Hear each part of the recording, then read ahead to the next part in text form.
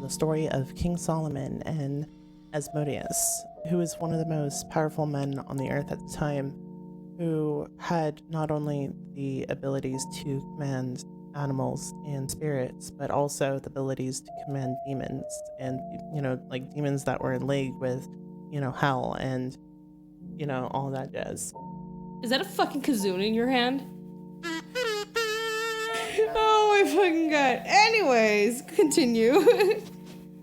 So King Solomon was given a ring by one of heaven's angels that would allow him to command demons, spirits, and basically anyone on earth. Was it a ring pop? Ring pop? I like to think it was a little ring pop shaped. It was a green ring with a insignia on it, I believe, which was like the symbol of Solomon or something like that. You could look it up. It's like, sounds like one fancy like watermelon flavor. I think it looks like a Star of David with like a bunch of dots and stuff in it. Interesting. With this ring, he attempts to control all sorts of demons. It originally started out with one of his subordinates kept getting robbed by a demon on their way to his palace and back, and he basically went and he said, I need this to stop, I need something, and one of the angels gave him this ring, and what he did was he summoned the demon over there, and it was this vampire demon that was robbing him, and he said, you know what, go get your bitches, we're gonna start was some he shit. The Lord of the Ring? The Lord. So from there, he started construction of a temple, a religious temple, and he was using demons and all sorts of, everyone to construct it, and he ran into an issue. Back then, it was breaking sort of like sacred tradition, I believe, in order to cut rock with iron tools. And they were trying to, build this temple out of, like, I don't remember if it was out of mountainside or they were just trying to get the materials for it. So essentially, he looked for this magical worm. That's going to sound kind of weird, but straight up, this is religious stuff right here. So he was looking for the worm called Shamir, which was used by Moses in order to engrave names onto the chest plates of his warriors, I believe. And thought to be the Shamir worm can literally eat through anything. So his thought is, get the worm over here. We use it to mine out some temple. We did good. Is it a fat worm? Like, there actually is a picture of it. Like, it's actually really tiny. It's like a tiny, like, fat grub. Tiny fat grub. Okay. It's a chode. No. We should start a company where we make religious relics in plushie form. The Shamir, just like little fucking probably. Little Anyways. Don't copy our idea. It'll make millions. So, he asked, hey, where's the Shamir? He brought basically some of his most knowledgeable demons. He said, hey, where's Worm Boy? And they said, nobody knows. You can ask the demon Asmodeus, and he knows the location of it. So Solomon basically had some peeps go out and collect the demon Asmodeus. Fun fact, I am not making this shit up. Not only did he go to Academy on Earth, he went to Academy in Heaven. And he was actually kind of a cool dude because he helped a blind man get on his path. He helped a drunkard out, and he stopped a man from committing suicide, which usually isn't something that I would associate with the quote king or prince of demons. Why the fuck does Heaven have an academy? You know what? I got some important shit to say up there, okay? I don't know. And so yeah, basically brought the demon back. But like, okay, so like, sorry, so like, there's an academy and so was that like what? Like, is it Ivy League? Is it state? Is it a UC? I think this might be the kind of like Greek academy where they just all sit up there naked having sex and then they just kind of argue about shit. So if Heaven has an academy, does Hell have an academy? Is that like, Well, in their academy, what they would do is they would have basically daily lectures where someone different every day would give their interpretation of the what's it called? Torah? What's it called, right? I'm not certain. Anyway, if you know, can you let us know? Yeah, so they would have daily lectures where they'd go through all this, and Asmodeus would be there every day for this shit. So I kind of, in my mind, I like to think they were just kind of arguing about like ethics. And being like, Asmodeus' sort of opinion about everything is he was just like, look, I judge people on a person-to-person basis, Like, you could be a shitty person, but if you did something good that day, I'll help a brother out. Nice. So he gets back to Solomon's castle, and Solomon's demanding to know where the worm is. He attempts to take control of the demon, and the demon basically says, oh, I'll tell you where it is. I need your ring that controls demons really quick. And he was like, okay, here you go. And he proceeds to take his wing, flip it under Solomon, and yeets him. Yeah, his wing. You're so cute. What? You're his wing. Anyway, it's gone. He takes his wing, and he scoops Solomon up, and he yeets him thousands of leagues away into a different country where Solomon is forced to be a beggar in order to make his way back to his country and regain his throne. Essentially teaching him a lesson about morals and ethics. He actually teaches him a lesson about humility, which from what I read, Solomon really needed. That's what it sounds like. It sounds like, this classic character archetype. Yes. Which is to say the fact that this is a demon in a religious story who doesn't embody evil in itself, but he's more ambiguous because in many stories where he's in, or many mentions where he's in, he does evil things, but he does them for good reasons, where he's not necessarily an evil person, but he serves a purpose, and that's in order to teach people lessons about life. Or like how the devil gave us free will. Little Prometheus. Little Prometheus. That really goes to say, it's just like, what is a demon then? Because when we think about them, they're people in leagues with the armies of hell, and they're thought to be these evil beings that incarnate evil itself, and they wish to do us all harm. And going into different research, Asmodeus is, in a lot of interpretations, he's defined as the Prince of Demon. Or in Judo-Islamic lore, he's considered the king of earthly spirits. Which is interesting because when you replace demon with earthly spirits, it kind of gives it a whole different context.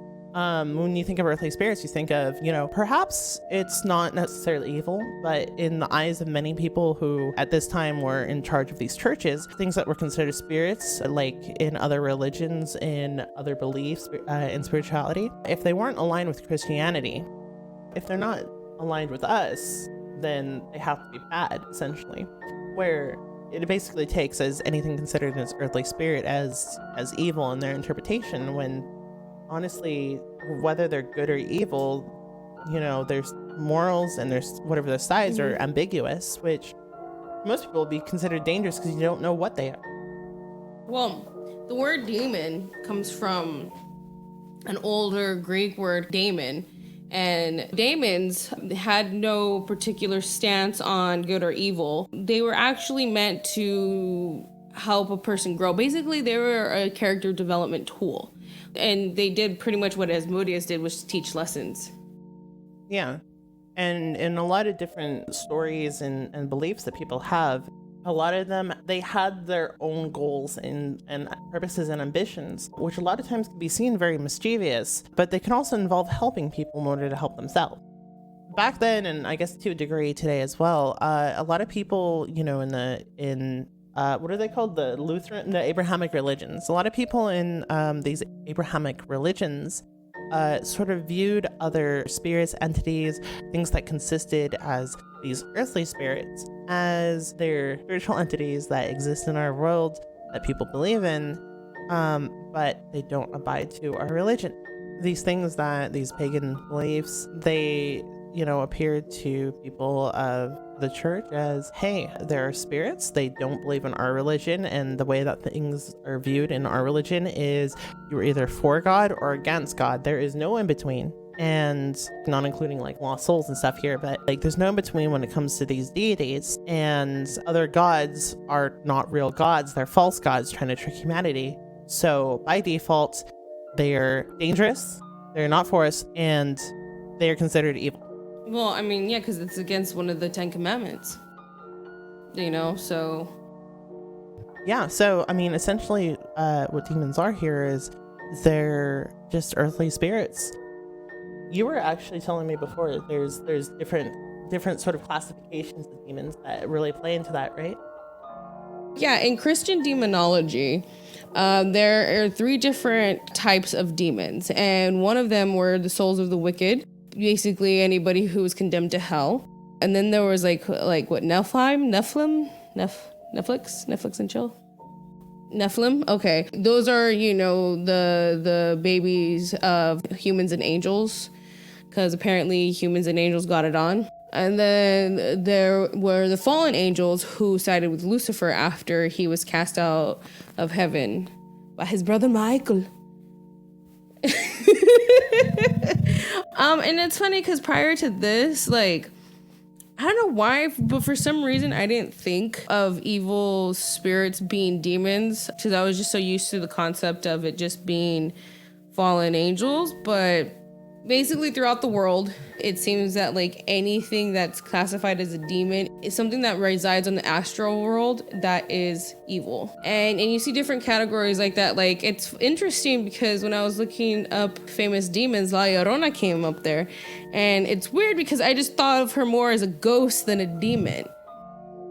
Yeah, I get kind of excited when I see demons that I grew up with in articles, but they're talking about La Lectrusa, who is a demon in Mexico with the head of a human, body of a bird. It's an owl. And that one is said to like eat people and be a bad omen. Then you have the Baku. I thought you were going to say something. I thought about it. You should have said it. Aku. We have the Baku, the legend of the Dream Eater, and basically this is a kind of a chimera that eats people's dreams. And then there's also like the Jumbi. The Jumbi comes from the Caribbean, that has its roots in West Africa. It's a little bit of a complex creature because of the Caribbean's complex history and of ethnicity. A lot of different cultures were there, including Chinese, Indian, Native American, Dutch, English, and African. These demons either lurk somewheres or you summon them. And there is actually plenty of information on the internet of how to summon demons. There's actually an article on geek.com called Best Demons to Summon. Oh, really? It does. Are there any that comes with Tylenol or something that's good for a headache? No, but there's Camino, and Camino, interesting. It'll teach you a thing or two about liberal science, apparently. Is there one that can help me with my math? Probably, but it'll be at a cost. One of the most well-known methods of summoning a demon is something called sex magic. One of the people who are really well-known and associated with... I'm trying really hard not to make a joke about sex magic. What? Just do it! I just immediately want to be like, I know a thing or two about sex magic. Now you see it. No, you don't. I've summoned some wailing spirits. I bet. You hope. So Aleister Crowley was really well known for his sex magic practices of like summoning demons. And I was trying to like, it's weird because he's really well known for it. But if you look for a lot of the information about like when he did it, it's kind of hard to find and obscure. Probably I'm just not looking in the right places. If y'all have any suggestions, hit me up. But there was actually an article published commemorating that in April 20th, 1906, with the help of Elaine Simpson in Shanghai, Aleister Crowley summoned a demon. But apparently they didn't use sex magic for this one. Elaine was like, nah, I'm committed to my husband. I ain't trying to get down like that. Did Aleister want to use sex magic, or? Yeah. I'm sure that was an interesting situation to be like, demon tells me that we have to fuck. Apparently the demon told him he didn't care for their relationship, even though they were platonic. Apparently you do some weird kinky shit during sex, and the energy from that summons a demon. I don't know the logistics of it, but I'm pretty sure somebody can find some literature on it. Just be safe when you're having kinky sex, guys. Be safe. I don't want to summon the wrong demon. Apparently he's done that afterwards again. There's another demon called Prowanzon. Crowley summoned this demon back in December 6th of 1909. So this was like another one that he had contacted. And It said the ritual involved was sex magic, and I didn't find anything too specific other than the demon can take on the form of somebody desirable. Succubus? I have no idea. This is interesting about the demon. It is symbolized by the number 333, and it's supposed to be the feminine aspect of Satan. Very, like, flamboyant male. Yeah. I mean, why not? Honestly. Why not? Exactly. But like, I was like, I actually thought that was rather interesting. I'm immediately headcanon that this is like the ultimate queen. Well, they supposedly he is a pink demon. He's a pink demon. What's his name again? Kronzon? I don't know how the fuck to say that. So it's CHOORNZON. If anybody watching happens to know how to pronounce the name of a sacred ancient demon who resorts probably in the second ring of hell on his days off, please reach out to us and let us know, or just drop it in the comments. So what did he do when he summoned the demons? It's kind of vibed. It's kind of, I don't know, did hood rat shit with his friends. Was the demon's primary like thing just sex? Or is that just how you summon it? That's just how you summon it. According to Ranker, he's synonymous with the serpent in the Garden of Eden. I was trying to find more of just any accounts of Alistair actually summoning demons. There's a podcast about it. The podcast is literally called The Time Alistair Crowley Tried to Summon a Demon with Sex Magic. It came out in like 2018. It's by Tim Moley and Matt Donnelly. I'm definitely going to check that out later and see what's good about that.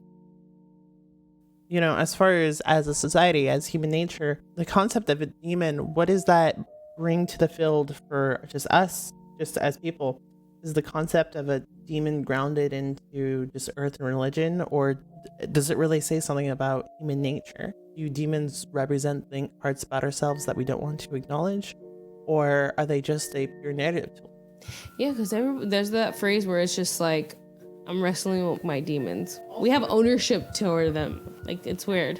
It can also be seen as a culture, and more so as individual cultures used to basically separate us and them. During Vietnam, they would, give the North Vietnamese like different names to humanize them, so that we see them more as, goblins instead of that we're killing instead of actual human beings. As terrible as that sounds, people suck. So if you see the homie little demon, the homie Asmodeus, tell him what's good. Ask him if you could cheat off his paper. That's where we're gonna have to wrap things up today. Stay safe.